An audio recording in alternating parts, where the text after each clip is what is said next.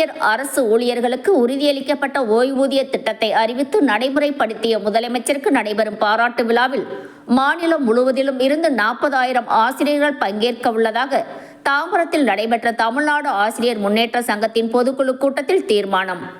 கடந்த 10 ஆண்டுகளில் அதிமுக ஆட்சியிலேயும் பாஜகவின் மத்திய அரசும் நடவடிக்கை எடுக்காத நிலையில் அறிவித்து செயல்படுத்திய தமிழ்நாடு முதலமைச்சருக்கு மட்டுமே துணிச்சல் உள்ளதாக அதன் தலைவர் கு. தியாகராஜன் பேட்டி. தமிழ்நாடு ஆசிரியர் முன்னேற்ற சங்கம் மாநிலம் செயற்குழு மற்றும் பொதுக்குழு கூட்டம் அதன் தலைவர் கு. தியாகராஜன் தலைமையில் தாம்பரத்தில் நடைபெற்றது. இதில் சென்னை, செங்கல்பட்டு, காஞ்சிபுரம், திருவள்ளூர் உள்ளிட்ட பல்வேறு மாவட்டங்களைச் சேர்ந்த தமிழ்நாடு ஆசிரியர் முன்னேற்ற சங்கத்தின் ஆசிரியர்கள் கலந்து கொண்டனர். அப்பொழுது முக்கிய தீர்மானங்கள் நிறைவேற்றப்பட்டது. தமிழ்நாடு முதலமைச்சர் அறிவித்து உடனடியாக அமுல்படுத்திய தமிழ்நாடு அரசு உறுதியளிக்கப்பட்ட ஓய்வூதிய திட்டத்தை வழங்கியமைக்கு அவருக்கு நன்றி தெரிவித்தும் தீர்மானம் நிறைவேற்றப்பட்டது. இதேபோல் டாக்டர் ஜியோ சென்னை நந்தனத்தில் நடத்தும் தமிழ்நாடு முதலமைச்சருக்கு பாராட்டுதல் மற்றும் நன்றி அறிவித்தல் மாநாட்டில் தமிழ்நாடு ஆசிரியர் சங்கத்தை சேர்ந்த 40,000 ஆசிரியர்கள் மாநிலம் முழுவதும் இருந்து கூட்டத்தில் கலந்து கொள்வார்கள் என தீர்மானம் நிறைவேற்றப்பட்டது. மேலும் இதேபோல் அகவிலைப்படி சரண்டர் விடுப்பு உள்ளிட்ட பல்வேறு பலன்களை தந்த தமிழ்நாடு முதலமைச்சருக்கு நன்றி தெரிவிக்கும் தீர்மானம் நிறைவேற்றப்பட்டது. அப்போது செய்தியாளரிடம் பேசிய தமிழ்நாடு ஆசிரியர் முன்னேற்ற சங்கத்தின் தலைவர் கு. தியாகராஜன், 22 ஆண்டுகளாக அரசு ஊழியர்கள், ஆசிரியர்கள் பழைய ஓய்வூதிய திட்டத்துக்காக போராடி வந்தனர். அப்போது அதிமுகவும் கடந்த 10 ஆண்டுகளாக ஆட்சியில் இருந்தது. ஆனால் எந்த விதத்திலும் நிறைவேற்ற முன்வரவில்லை. ஆனால் தற்போது அறிவிக்கப்பட்டுள்ள தமிழ்நாடு உறுதியளிக்கப்பட்ட ஓய்வூதிய திட்டத்தை குறித்து விமர்சனம் செய்கிறார்கள். இதேபோல் பாஜகவினரும் விமர்சனம் செய்கிறார்கள். அவர்கள் நினைத்தால் தேசம் முழுவதும் ஒரே நேரத்தில் அறிவித்து அனைத்து மாநிலத்தில் உள்ள ஆசிரியர்களின் நலன் காக்கலாம். ஆனால் அதுபோல் அறிவிப்பு எதுவும் இல்லை. அதேபோல் பாஜக ஆளும் மாநிலத்தில் கூட பென்ஷன் வழங்குகிறதா என பார்க்க வேண்டிய சூழல் உள்ளது. 7 மாநிலங்களில் பென்ஷன் திட்டத்திலும் பாஜக தடையாக உள்ளதாக எங்களுக்கு தகவல் தற்போது வந்துள்ளது. தமிழ்நாடு அரசு அறிவித்துள்ள உறுதி அளிக்கப்பட்ட ஓய்வூதிய திட்டத்தை விமர்சிப்பது ஏன் என பாஜக, அதிமுகவை கேள்வி எழுப்பினர். இப்போது அறிவிக்கப்பட்டுள்ள இந்த தமிழ்நாடு அரசு உறுதியளிக்கப்பட்ட ஓய்வூதிய திட்டத்தில் 10% பங்களிப்பு அளிக்க வேண்டும் என்பதை இந்த முதல்வரே விரைவில் விளக்கு அளிப்பார் என நாங்கள் எதிர்பார்க்கிறோம். பல்லாண்டு கனவை அறிவித்து உடனடியாக புத்தாண்டிலேயே அதனை செயல்படுத்திய நடைமுறைப்படுத்திய துணிச்சல் மிகுந்த முதல்வர் இந்த முதல்வருக்கு மட்டுமே உள்ளது என நாங்கள் அவருக்கு நன்றி கடன் பட்டுள்ளோம் என தமிழ்நாடு ஆசிரியர் முன்னேற்ற சங்கத்தின் தலைவர் கு. தியாகராஜன் தெரிவித்தார். தாம்பரத்திலே நின்று நடைபெற்று வருகிறது. இந்த கூட்டத்திலே பல்வேறு தீர்மானங்கள் ஒருமனதாக நிறைவேற்றப்பட்டிருக்கிறது. முதலாவது தீர்மானமாக நாங்கள் எல்லாம் பெரிதும் எதிர்பார்த்து கிட்டத்தட்ட 22 ஆண்டுகளாக எங்களுடைய ஓய்வு கால வாழ்க்கை கேள்விக்குறியாக இருக்கிற அந்த வாழ்க்கை வசந்தம் பெறுமா என்று ஏங்கி தவித்த அந்த ஏக்கத்திற்கு விடையளிக்கும் விதமாக மாண்புமிகு தமிழ்நாடு முதலமைச்சர் புத்தாண்டு பரிசாக எங்களுக்கு அளித்த தமிழ்நாடு உறுதியளிக்கப்பட்ட ஓய்வூதிய திட்டத்தை தமிழ்நாடு ஆசிரியர் முன்னேற்ற சங்கம் வரவேற்பது எனவும் அதை எங்களுடைய நலன் சார்ந்து கருணை உள்ளத்தோடு அமல்படுத்திய மாண்புமிகு தமிழ்நாடு முதலமைச்சர் அவர்களுக்கு நன்றி தெரிவித்து முதல் தீர்மானம் நிறைவேற்றப்பட்டிருக்கிறது. கிட்டத்தட்ட 22 ஆண்டு கால போராட்டத்தினை மாண்புமிகு தமிழ்நாடு முதலமைச்சர் அவர்கள் முடித்து வைத்திருக்கிறார். எங்களுடைய கோரிக்கைகளை உள்வாங்கி எங்களுக்கு உறுதியளிக்கப்பட்ட ஓய்வூதிய திட்டத்தினை அளித்திருக்கிறார். தமிழ்நாடு ஆசிரியர் முன்னேற்ற சங்கத்தை பொறுத்தவரை மாநில தலைவரிலிருந்து கடைகோடி உறுப்பினர் வரை இந்த சிபிஎஸ் திட்டத்திலே ஓய்வூதியமின்றி பணியாற்றி வந்திருக்கிறோர். ஒட்டுமொத்தமாக பலனை அனுபவிக்க போகிறவர் என்ற அடிப்படையில் நாங்கள் அவருக்கு நன்றி செலுத்துவதோடு விட்டுவிடாமல் ஜாக்டோஜியோ பேரமைப்பு வரக்கூடிய பிப்ரவரி 8ஆம் தேதி சென்னை நந்தன YMCA திடலிலே மிகப்பெரிய பாராட்டு கூட்டத்தை, நன்றி அறிவிப்பு கூட்டத்தை நடத்த திட்டமிட்டிருக்கிறது.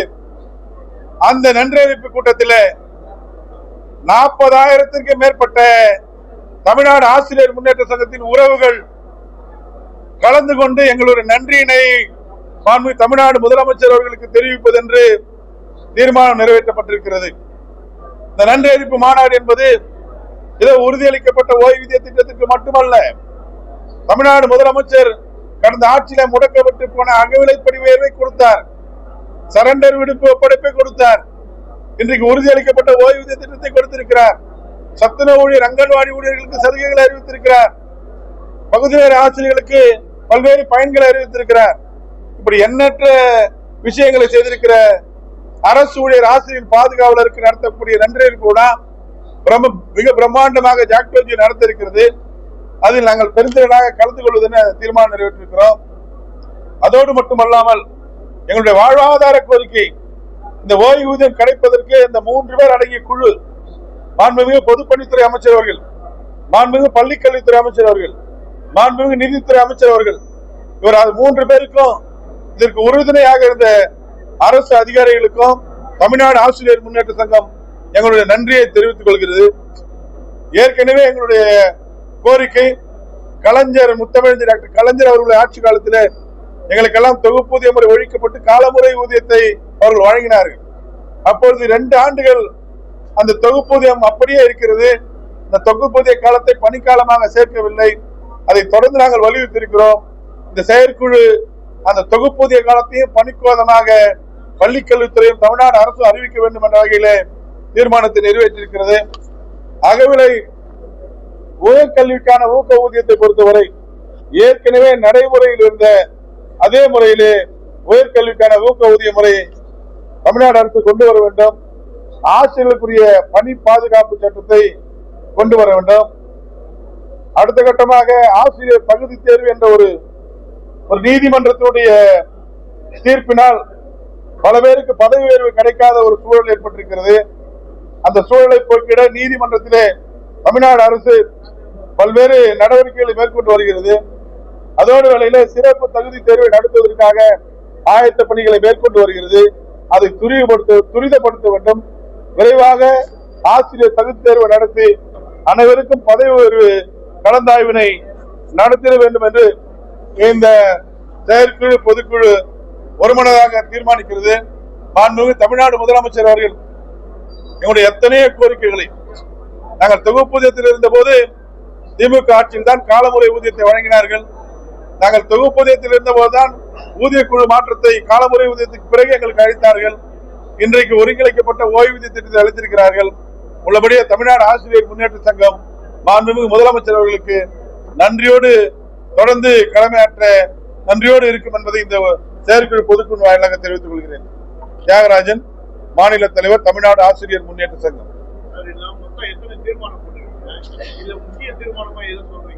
முதல் தீர்மானமா உறுதியளிக்கப்பட்ட ஓய்வூதிய திட்டத்திற்கு தமிழ்நாடு ஆசிரியர் முன்னேற்ற சங்கம் வரவேற்பையும் அதை அமல்படுத்திய மாண்புமிகு தமிழ்நாடு முதலமைச்சர் அவர்களுக்கு எங்கள் நன்றியும் தெரிவிக்கிற தீர்மானம்.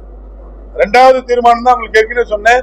ஜாக்டோஜியோ பேரமைப்பு மாண்புமிகு தமிழ்நாடு முதலமைச்சர் அவர்களுக்கு சென்னை YMCA நந்தன மைதானத்தில் வரக்கூடிய பிப்ரவரி 8ஆம் தேதி ஞாயிற்றுக்கிழமை லட்சக்கணக்கானோர் திறன் நடத்தக்கூடிய ஒரு நன்றி அறிவிப்பு மாநாட்டை நடத்திருக்கிறது.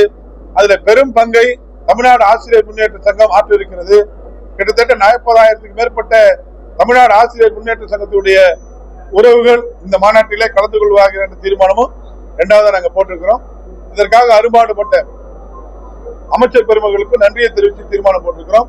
எங்களுடைய திட்டமிடல் எல்லாம் இனி வரக்கூடிய பிப்ரவரி 8ஆம் தேதி மாநாட்டை நோக்கி இருக்கும்.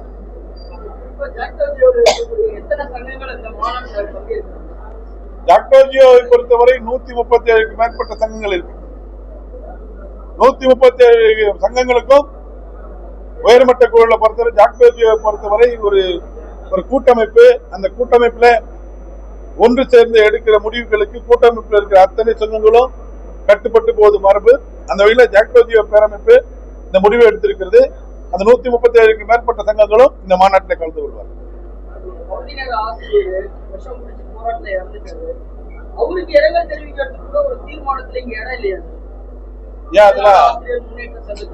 அதெல்லாம் அப்படிலாம் இல்ல. மாண்புமிகு பள்ளிக்கல்வித்துறை அமைச்சர் அவர்கள் கவனத்துக்கு நேரடியாக அதை கொண்டு சென்றிருக்கிறோம். அரசும் அதுல தீவிர பரிசீலனை இருக்காங்க. ஒரு போராட்டத்தின் போது விஷம் குடித்து இறப்பது என்பது ஒரு போராளிக்கு அழகு அல்ல. அதை நம்ம அவருடைய இறப்புக்கு நாங்கள் இரங்கலை தெரிவித்தாலும் கூட இது போன்ற ஒரு போராட்டங்கள் நடத்தும் போது ஒரு ஆசிரியர் என்பது அந்த இடத்துல விஷம் குடித்து இறப்பது அது ஏற்க முடியாத விஷயமா தான் நாங்க பாக்குறோம். பட் இருந்தாலும் அந்த குடும்பத்துக்கு உதவி செய்ய வேண்டும், அந்த குடும்பத்தை அரசு தாங்கி பிடிக்க வேண்டும். இது போன்று யாரும் எதிர்காலங்களில் இது மாதிரி நடவடிக்கைகளை ஈடுபடக்கூடாது என்ற வேண்டுகோளை எல்லாம் நாங்கள் வைத்திருக்கிறோம். நிச்சயமாக அந்த குடும்பத்துக்கு தேவையான உதவிகளை செய்வதற்கு தமிழ்நாடு ஆசிரியர் முன்னேற்ற அரசு இல்லைங்க. நீங்க நிறைய பேரு உங்களோட அஜெண்டா தான் இருக்கு இரங்கல் தீர்மானம். ஏற்கனவே சொல்லிட்டோம், ரொம்ப நாள் ஆனதால விட்டோம். என்னைக்குமே அந்த குடும்பத்துக்கு பக்கத்துல நாங்க இருப்போம். அதுல ஒண்ணும் பிரச்சனை இல்லை, நிறைவேற்றுறோம். மகிழ்ச்சி. அப்புறம் இப்ப நேற்றையிலும் ஒரு ஆசிரியர் பேசுற ஒரு உரையாடல் வாய்ஸ் செய்தியில வந்துட்டு போராட்டம் நடத்தக்கூடிய சங்கங்கள் பெட்டி பெறுறதுக்காக தான் போராட்டம் நடத்துறாங்க. அந்த சங்கத்துக்கு தலைமை வகிக்கக்கூடிய நபர்கள் ஆடம்பரமா அவங்களுடைய பிள்ளைகளை கல்யாணம் பண்ணி வைக்கிறாங்க. போராட்டத்தில் ஈடுபடக்கூடிய ஆசிரியர்கள் கடைசி வரைக்கும் முன்னேற்ற பாதைக்கு செல்றது இல்லை. வெற்றியை பெறக்கூடிய வகையில தான் சங்கங்கள் செயல்படுதுன்னு சொல்லிட்டு ஒரு குற்றச்சாட்டு அந்த ஆசிரியர் அந்த ஆடியோல பேசியிருக்காங்க. அதை எப்படி பாக்குறீங்க? அந்த ஆடியோவை நான் கேட்கல. இல்ல அந்த ஆடியோ கேட்கல. நான் கேட்டு உங்க கேள்விக்கு பதில் சொல்றேன், அப்புறம் கேட்டுக்கிறேன். நிறைய வேலை இருக்கு.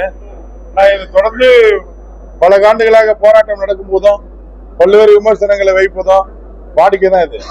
ஆனா நாங்களாம் பல முன்னோர்களையும் கேட்டிருக்க, நாங்களும் தரோம்.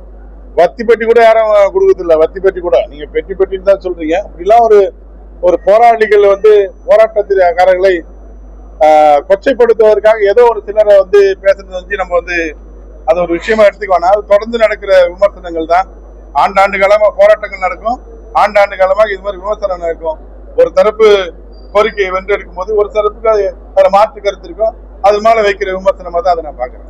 அதிமுக, பாஜக, பாமக போன்ற கட்சிகள் முழுமையா அந்த ஓய்வூதிய திட்டமானது நிறைவேற்றப்படல. இந்த எலெக்ஷனுக்காக முதலமைச்சருக்கு இனிப்பு கொடுக்கணுங்கிறதுக்காக ஒரு நாடகமா நடத்தப்பட்டது அப்படின்னு சொல்றாங்க. இது ரொம்ப நாங்க ஆச்சரியமா பாக்குறோம். எல்லாரும் அவங்க ஆச்சரியமா பார்த்தாங்களோ இல்ல, நாங்க ஆச்சரியமா பாக்குறோம். 10 வருஷமா பென்ஷனுக்காக போராடணும். மாண்புமிகு முன்னாள் முதலமைச்சர் எடப்பாடியார் தான் முதலமைச்சராக இருந்தாரு. அதை பத்தி ஒரு கருத்தையும் சொல்லல. பென்ஷனை பத்தி அவர் நினைச்சிருந்தானே கொடுத்துருக்கலாம். பாஜகல இருந்து நீங்க சொல்றீங்க ஒண்ணுமே இல்ல. இந்த உறுதியளிக்கப்பட்ட ஓய்வூதிய திட்டத்துல ஆசிரியர்களுக்கு ஒரு திருப்தி இல்லைன்ற மாதிரி அவங்க சொல்றாங்க. ஒரே ஒரு நிமிஷம் ஆனா போதும், ஒரு நிமிஷத்துல அவங்க முடிச்சிடலாம், எல்லாருக்கும் திருப்திப்படுத்திடலாம். திருப்திப்படுத்தாத ஒரு தரப்பையும் திருப்திப்படுத்திடலாம். நேரம் மாண்பு பாரத பிரதமர் அவர்களும் கொண்டு போய் இந்தியா முழுமைக்கும் பழைய ஓய்வூதிய திட்டம் அமுல்படுத்தப்படும் ஒரே ஒரு வார்த்தையில சொல்லிட்டாங்கன்னா இது பிரச்சனையே இல்லை. அதாவது குறைந்தபட்சம் பிஜேபி அளவுடைய மாநிலங்களாவது பழைய ஓய்வூதிய திட்டம் இருக்கா செக் பண்ணிட்டு பேசினா நல்லா இருக்கும்.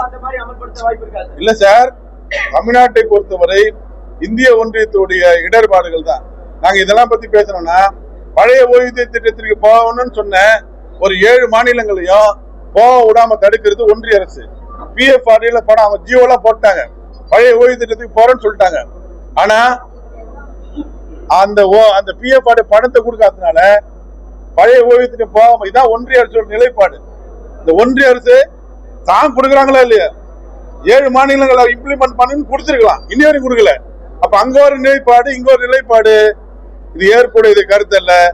22 ஆண்டுகள் ஓடாத வண்டியை 22 ஆண்டுகள் யாரும் யோசிக்காத விஷயத்தை மாண்புமிகு தமிழ்நாடு முதலமைச்சர் கருணையோடு அளித்திருக்கிறார். பழைய ஓய்வூதிய திட்டத்தில் இருக்கிற அத்தனை கூறுகளும் இந்த ஒருங்கிணைக்கப்பட்ட ஓய்வூதிய திட்டத்தில் இருக்குது. நாங்க பயனடைகிறவங்க. என்ன ஒரே ஒரு விஷயம், 10% கான்ட்ரிபியூஷன் நாங்க செலுத்துறோம். அது ஓய்வு பெறும் காலங்கள்ல அடுத்த கட்டமா முதலமைச்சர்கிட்டே கோரிக்கை வைப்போம். இந்த முதலமைச்சர் மட்டும்தான் ஓய்வூதியம் செய்யணும்னு சொன்னாரு. இந்த முதலமைச்சர் தான் அதையும் திரும்பி கொடுப்பதற்காக சொல்லுவாரு.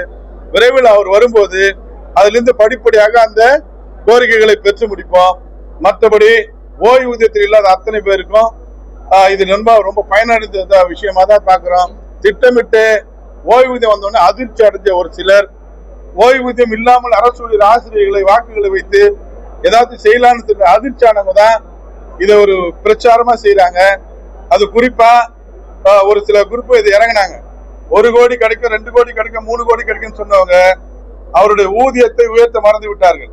இந்த பக்கம் 1 கோடி கிடைக்கும்னா அவரோட ஊதியம் 2 லட்சமாக இருக்கும். இரட்டையாடும் போது அவருக்கு 1 லட்சம் பென்ஷன் வரும். ஊதியத்தை ஏற்ற மறுத்தவர்கள் கடைசியா லம்சம் அமௌண்ட் அவங்க அக்கௌண்ட்ல இருக்கிறத மட்டும் பொய்யான செய்திகள் வேகமா பரவுனாங்க. இப்ப எல்லாம் புரிஞ்சுக்கிட்டாங்க. அரசு அதுக்கப்புறமா உள்ள புகுந்து உங்களுக்கு விருப்பத்தின் அடிப்படையில உனக்கு கோடி வேணா இல்ல பென்ஷன் வேணுமா என்பதை நீ ரிட்டையர்ட் ஆகும் போது தீர்மானிக்கலாம் என்ற அடிப்படையில ஒரு மிகப்பெரிய ஆப்ஷன் கொடுத்ததுக்கு அப்புறம் அரசு ஆசிரியர்கள் இந்த குழப்பம் நீங்கி போச்சு. எத்தனை அவங்களோட பலன்களை அவர்கள் எந்த நேரத்தில் ஒன்னாலும் ரிட்டையர்ட் ஆகும் போது அதை அவங்க செலக்ட் பண்ணலான்ற ஒரு வாய்ப்பு கொடுத்திருக்காங்க. அதுக்கப்புறமா முதலமைச்சர் அறிவிக்கும் போது இல்லாத கம்யூட்டேஷனும் கொடுத்திருக்கிறாங்க. இதுல இருக்கிற எஞ்சி இருக்கக்கூடிய ஒரே ஒரு விஷயம் தான் என்ன 10% அதையும் வருங்காலங்களில் படிப்படியாக இந்த முதலமைச்சர் கேட்பார். இதுதான் இந்தியாவுக்கே முன்னுதாரணமான ஒரு ஓய்வூதிய திட்டமாக இருக்க போகிறது. ஊடகவியலாளர் பாத்தீங்க, இதைதான் எல்லா மாநிலங்களும் பின்பற்றுவாங்க. பாத்துங்க, இதை விட பழைய ஓய்வூதிய திட்டம் கொடுக்கணும்னா மாண்புமிகு பாரத பிரதமர் நினைத்தால் இன்றைக்கே கொடுக்கலாம்.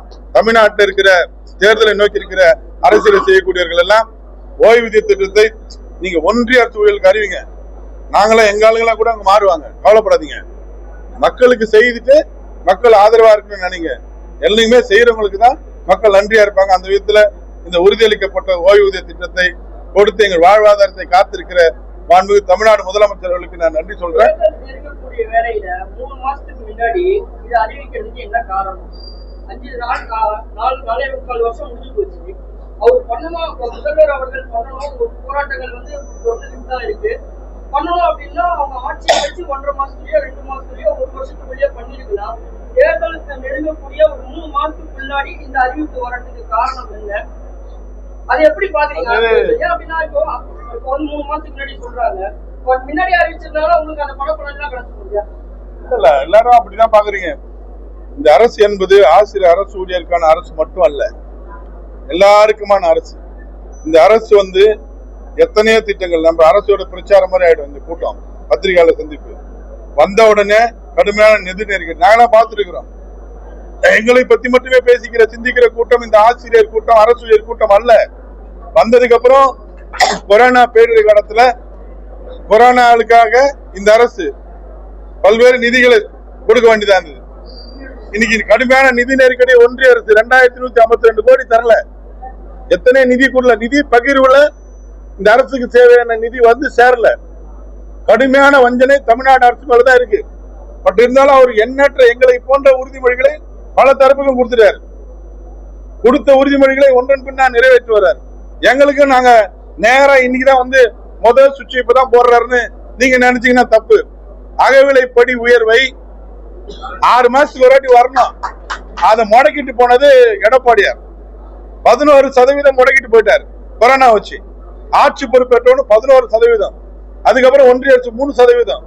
14% முதலமைச்சர் கொடுத்து ஒரு ஊதிய குழு மாற்றம் போல கொடுக்க வேண்டிய சூழலை கொடுத்தாரு.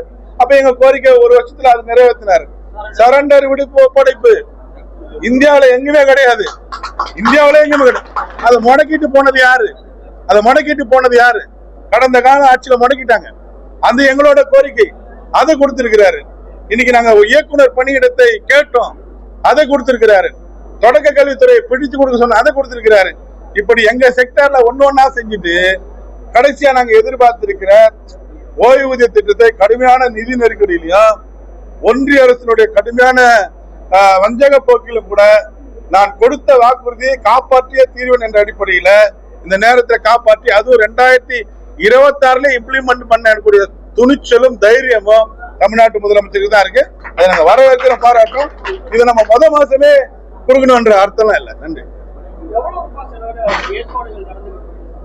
இல்ல அதெல்லாம் வந்து ஜாக்டோஜியோட தான் முடிவு பண்ணும். இது நமக்கு இல்ல, அது அந்த கூட்டமைப்போட.